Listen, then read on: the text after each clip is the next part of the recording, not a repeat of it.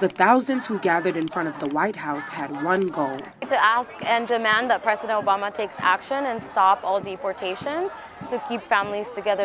The growing pressure on the White House comes as the number of people deported for immigration violations surpassed 2 million under Mr. Obama, putting him on track to deport more foreign nationals than any other president. Remember, we're here, 1,100 drumbeats for the 1,100 that are being deported every day. Maricela Medina says she's subject to deportation because she's undocumented, and the possibility depresses her son and worries her husband. She's lived in the U.S. for 12 years and recently joined a hunger strike to dramatize the call for immigration reform. Pues yo me siento con muchas esperanzas porque veo la unión de las personas, entonces mientras que haya unión en las familias, en las personas, haya esperanzas.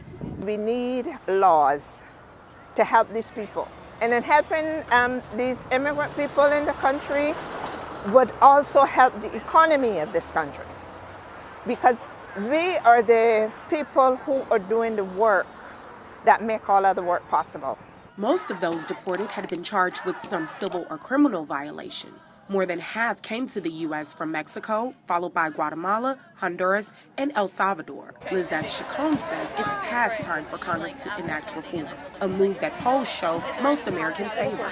They're not listening to the American public, and this is something that really is unacceptable for them to fail, because this is not just a piece of legislation. These is our families that are being destroyed by their lack of commitment. Members of Congress returned to work this week. The Senate has passed an immigration reform bill, but many Republicans in the House have stalled the measure, demanding better border control before agreeing to grant a path to legalization for the undocumented. Though the Senate's bill will unlikely pass in this session of Congress, President Obama said recently failure to pass the immigration reform bill will, quote, haunt Congress until it gets solved.